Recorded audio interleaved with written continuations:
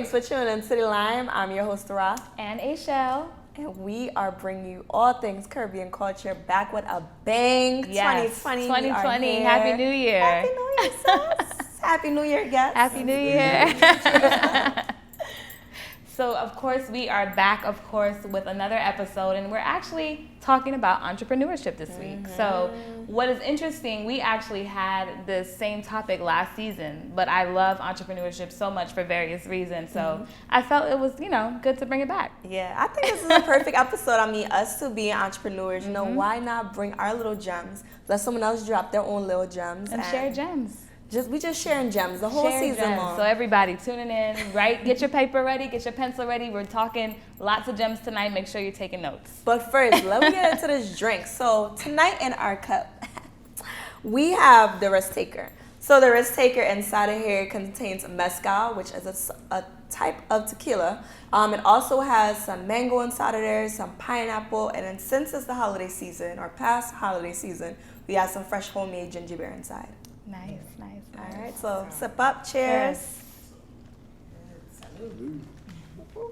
Cheers to our guests. So, of course, I feel like it would be befitting if you actually did the honors to introduce yourself to the audience because you guys are entrepreneurs. You guys are leaders. So, go ahead. Whoever wants to start. Yes. Ladies first. All right. Well, good evening. And my name is Keisha Huggins, and I am the creator of Fitness. And Fitness is a Caribbean cardio class. The company name is called Hands in Hand, and it is all about uniting our culture with physical activity and bringing those elements together into one big event or class. Nice. Congratulations. How you guys doing? Y'all doing all right? Good. How you doing? Good. Well, I'm Keon Davis. I'm the owner and operator of Smoothie and Groove. We're a smoothie company based in Atlanta, Georgia. We started in Alabama. We've been here for about a year and a half. And one thing I always say is what we do, right? The holidays just passed. We just left the grandparents' house, visiting family, right? And you eat that good plate of food, right? Your grandma got them yams and the potato salad and collard greens. The Ida's food. Yeah, oh, yes. Yeah. So what we do is, the first thing you do when you hit that plate is you get to dancing. Which is good, right? So what we did was we recreated that and put that same feeling in a cup. That smoothies that make you dance. Nice. Yes, I like that little spin there. That was nice. So let's jump right into it then. I really want to learn a little bit more about both of your journeys. So kind of talk to us about, what prompted you to actually want to start your journey? Did you have a vision one day? Did you wake up and say, you know what, I want to do this. I don't want to work for nobody else. How did you start? So me personally, I think I was born an entrepreneur. You know what I mean? And I kind of really don't like the word entrepreneur because people that sell candles on the side or got a little side hustle, they want to call themselves an entrepreneur, right? Yeah. But it's a lot more to that, and we go through a lot more than that. And so with me, I was selling crayons when I was in kindergarten. I seen the need. They wanted them. They was always borrowing them and never gave them back, right? So I'm like, well, I need to make a couple dollars off this. You can get them, but it's gonna be 50 cents, right?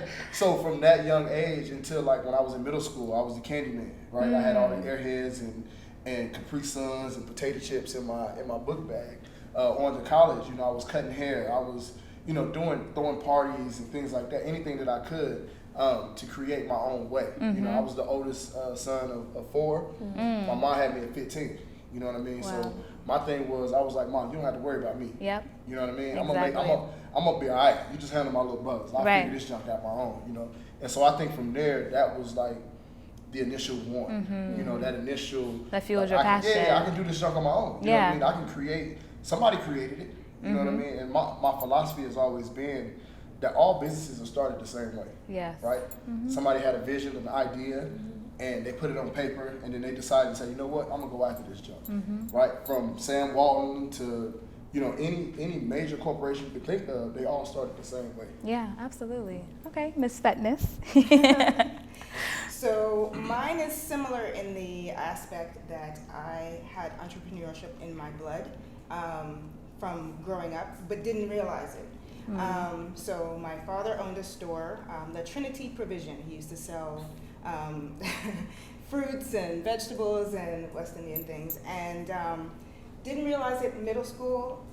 Immigrant parents, they're like, well, probably all parents are like, you have a limited budget for school shopping. So I was like, I got to get the name brand stuff. All my friends had the name brand stuff, so I started doing the same thing. But I made my candy. I realized the school store closed at 7 o'clock in the morning, and I was like, people still wanted candy. So I used to make rock candy with cinnamon and oil and Cairo syrup and boil it up and chop it up and put it in little bags and sell it 50 cents. Wow. That's how I got my school clothes for the new year. So after that, I worked corporate America and was unhappy, and my job was making me sick. And I wound up in the hospital. I ruptured my appendix, didn't know it, was still going to work for 5 days, and taught a fitness class. And that morning I said, I think I probably should check myself into the hospital. And I did, and I am Emory Hospital's probably case study written down somewhere, because they were like, I don't even know how you made it in here. Wow. And after that, I went back to work after my short-term disability, and I couldn't do it anymore. It was literally making me sick. And at the same time, things just lined up, and I was able to grow the business, grow the brand, grow everything. And thank goodness I was able to, throughout all those years, I had some money saved up, so I was able to just do it all on my own at that point. Wow. So I just took it from there. That's cool. How did you find your passion in fitness, and how did you, because obviously you used your culture and you mixed that with fitness, but what about fitness actually drove you to wanting to start your own fitness company? So literally fell into that backwards. I just was going to the gym on my own. I was the friend that none of my friends worked out. They didn't have to work out. But I was the one that needed to work out, and I just was like, one day just decided to just start going to the gym. And after that, my personal journey, I just started group fitness classes, and that's where I found my love of moving to music. Yeah. And I would always, when I went to the gym, have my own headphones on, because we know gym music. Listen. Take a drink to that. It's soca. And through that time while I was in the hospital, I literally had soca playing in my room. When they told me I couldn't get discharged from the hospital, I had a speaker and I walked around the hospital with my IV pole and everything playing soca. Oh, wow. It was like, is she and that's what rejuvenated me. That's what fueled my movement. It's like nothing else, like anything else, like I've ever been to. So anytime I'm down, anytime I'm low, soca music is what made me move. Yes. And I just wanted to share that with everybody. It's like you have a secret and you're just like, soca. Yeah, So soca is the answer to everything. Like, I don't know anybody that can just, stand still and then just like at least tap their foot, shake their shoulder, something. Yeah. So with that, I just decided, you know what? A young lady, I went to Cooler Fete when I first moved here to Atlanta, and I went to a Cooler Fete, and one of my friends was with me, and she did so much that night. I said, you had to have lost at least 1 pound tonight. She was doing splits. She was up on somebody's shoulder. She was all over the place. And I was like,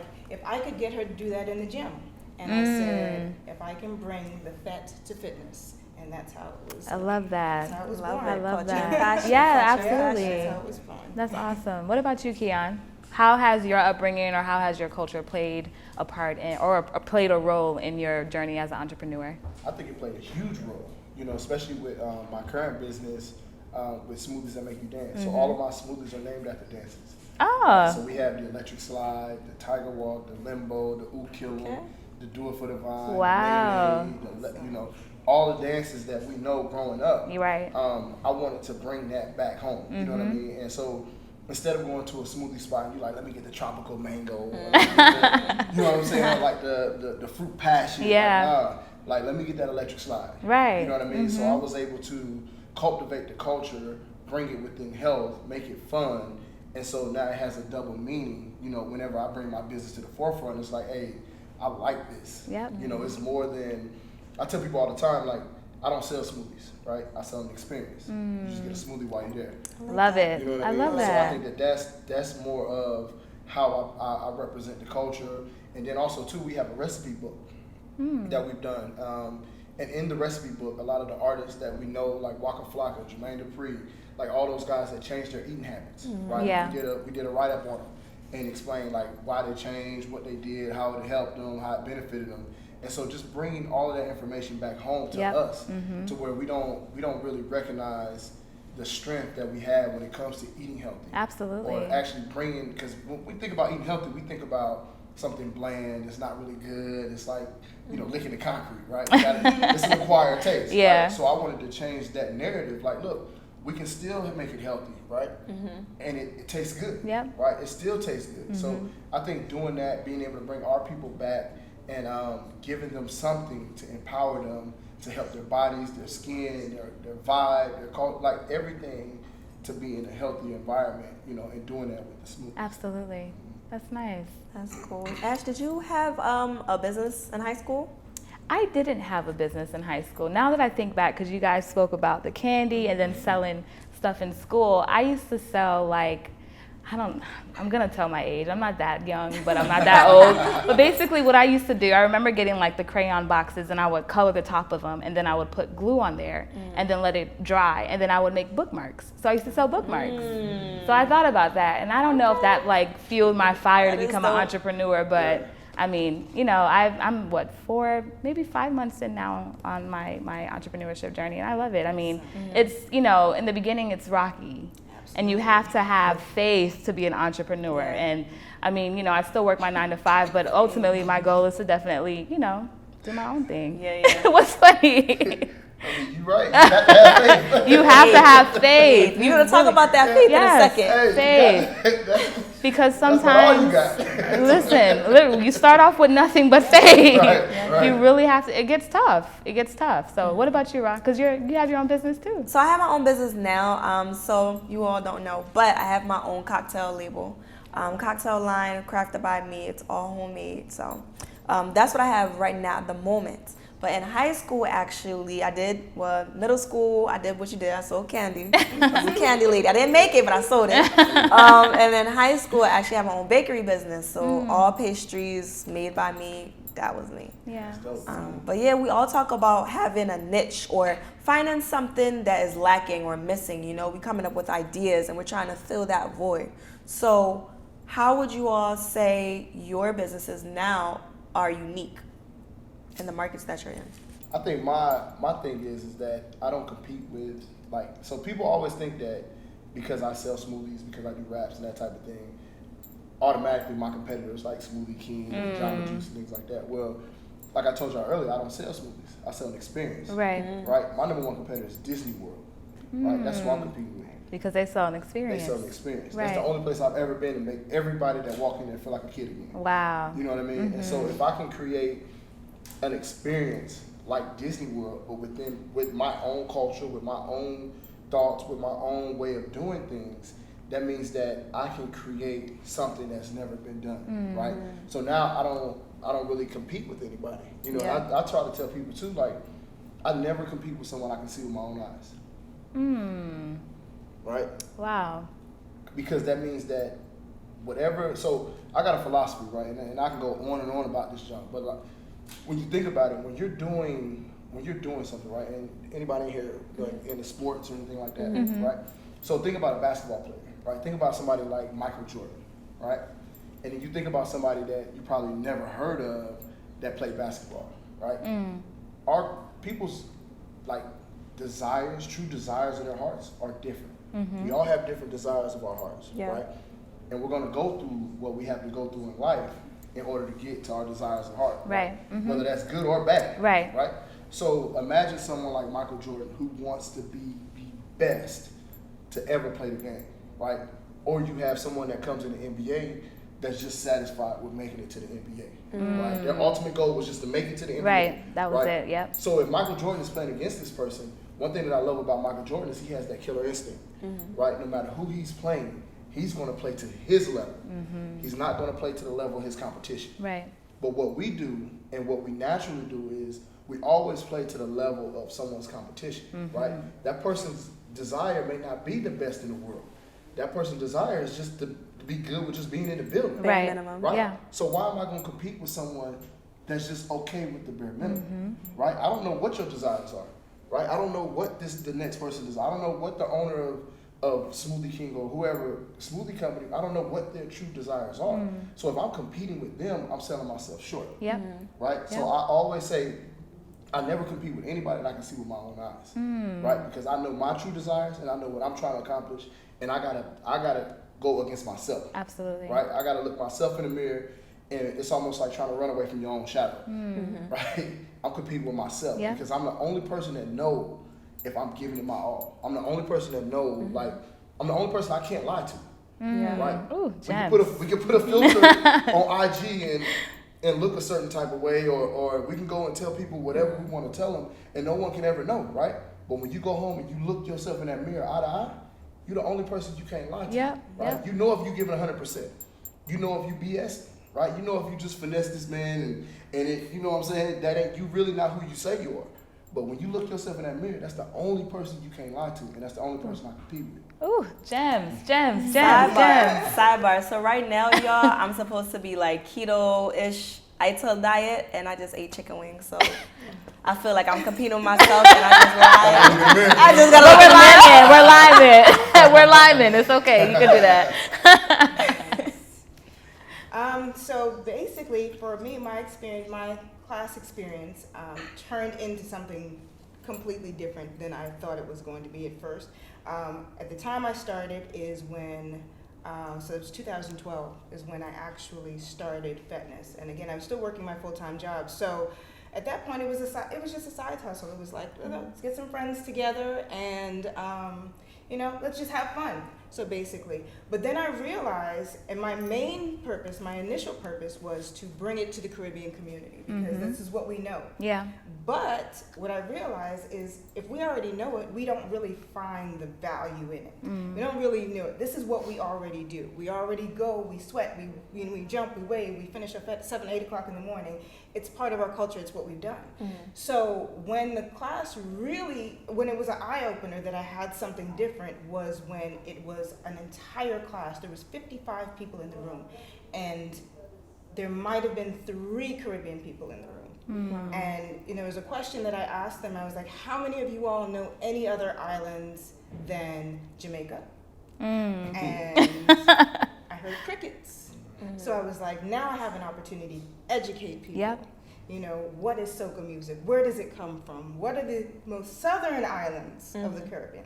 So for that, and I was like, wow, this is crazy. It's like people really don't know. Yeah. They don't know. They hear a beat and they're just like, oh, well, And then at that point, Zumba might have been the competition, but I realized they were sticking to what they knew, their Latin music. Soca just kind of has fallen over there now because who can deny the rhythm of soca? Right. Yeah. So at that point, I was like, I now have an opportunity to educate people as well as get people moving. The thing of it is the class is fun, so people remain consistent. So at that time, I think I had 3 classes a week, and people would buy my classes were $3.50. My punch cards were $35 for 10 classes, and people would come Tuesday, Wednesday, Thursday, Saturday, 4 days a week. Yep. And so now everybody's seeing a change in their bodies. So it's not so much that the movements, fitness is fitness. There's nothing that we've recreated. We're not recreating the wheel here. Yeah. It's just how you put it out there, what type of experience you give people.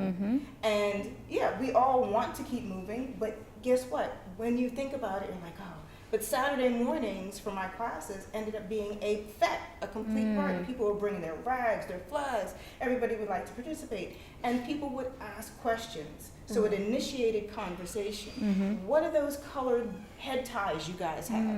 That was a question that I got on Instagram. Oh, wow. What are those little handkerchiefs you guys are waving?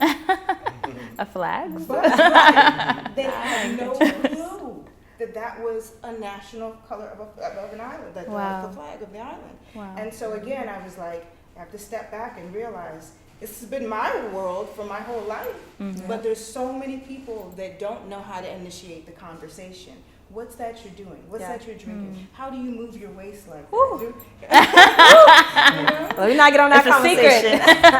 So some things you're just born with. Right. Be able to do. However, I said, I want you to enjoy the entire experience that I'm giving you. So I think that's what Fitness does. Fitness literally brings the fat to fitness. And I can testify, I've been to a few fitness classes. I think it was in 2017, right before Carnival. So right before Memorial Day weekend here in Atlanta. And let me tell you, I went to a few classes, and I was ready. I was ready for the road. I had the energy. I was pumped. I was like, all right, I learned some fitness. Okay, I'm gonna do this. So I can testify, guys. I feel like this is a good pair right here. You know, you could go to fitness, and then you could drink your smoothie. There you go. And you know what? I'm now realizing that I met you before. Oh, look at that. HX. Oh, yeah. I used to teach it. I used to teach at HX. And Oh, look at When that. you said Alabama, I was like, I remember this truck. Smoothie, because you came to us and you gave us something. I don't know if it was a flyer or a card or something. And then I kind of remembered it. And I was like, wait a minute, these are the guys that I met outside of HX. So yeah. Wow, look at that. Small world. So you just talked about enjoying what you do, right? Enjoying a business that you have. So one of the things that I really enjoy personally about entrepreneurship the most is bringing my vision to light. Like, for instance, the business that I have now with my liquor line, when I saw my bottles, like the bottles itself, the glass bottles, and then when I saw the labels on the bottles that I created, that was like the best thing ever. And I'm like, okay, this is real. Yeah. That's what I love about entrepreneurship. So what are some things that you all love about being an entrepreneur? My best thing is my logo. So my logo, my godbrother is in Canada, and I hadn't spoken to him for a while, and I messaged him one time. When this whole thing came about, it came about Cooler Fetters in May, and by June I had him on the phone, and we created this logo. So because he's Trinidadian as well, he understood what I was going for. I was like, one hand up, one leg up, flag in your hand, you know, so we were able to put together. So every time I see it, it reminds me, like, that is my golden arches. Yes. Those are my golden arches right there. Because even without the word fatness, when you see, I call them fetty.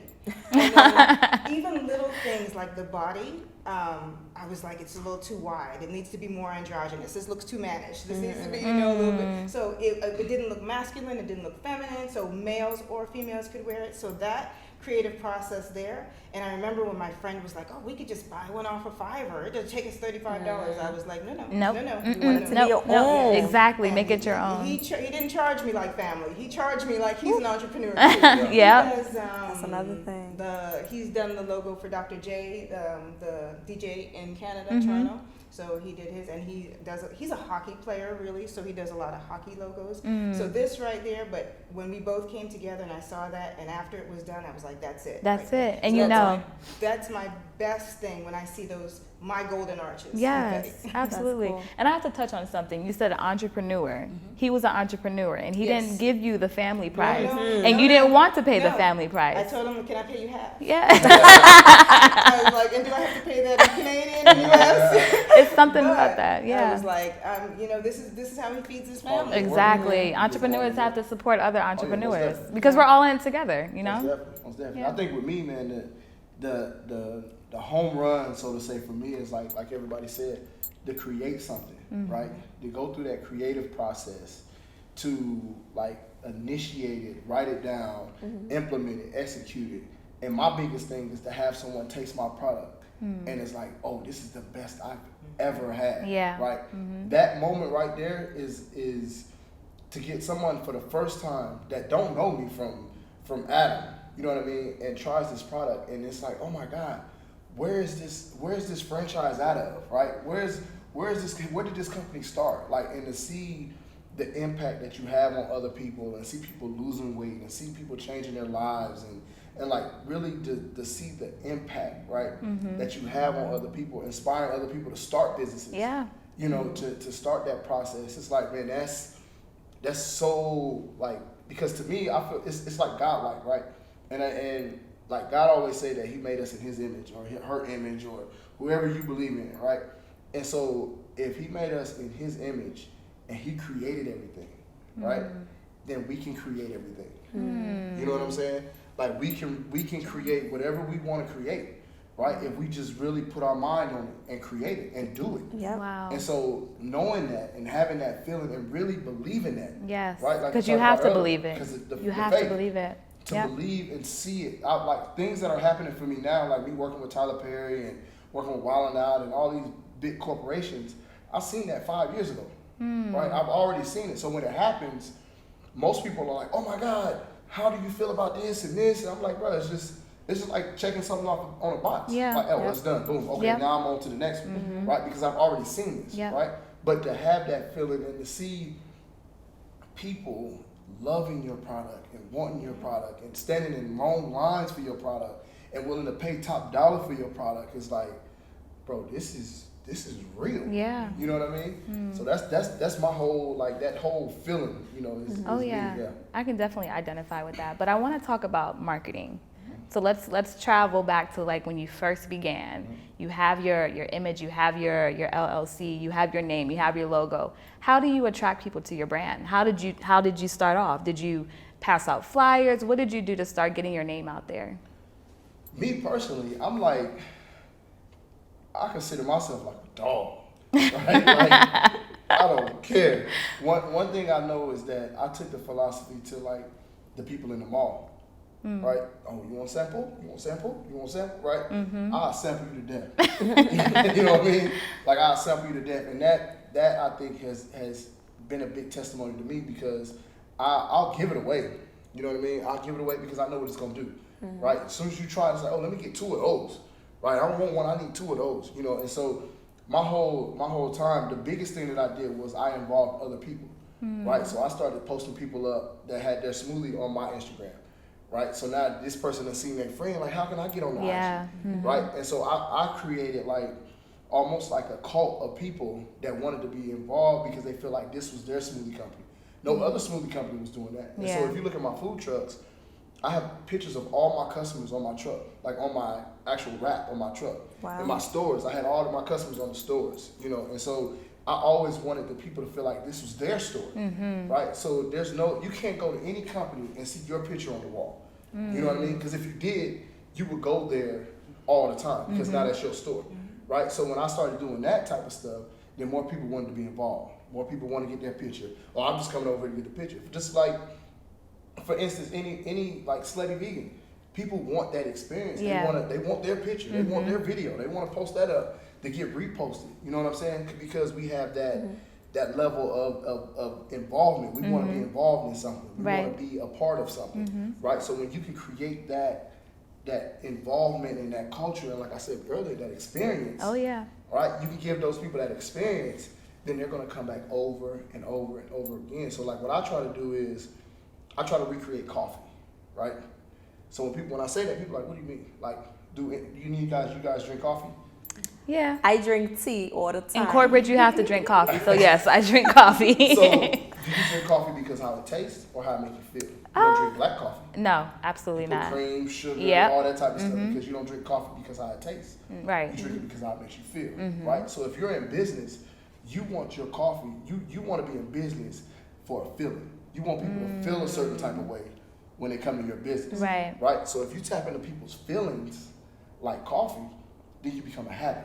Right? Now people gonna shop with you every day because of how you make them feel. Yes. Right? That's why I say I don't sell a product, I sell an experience.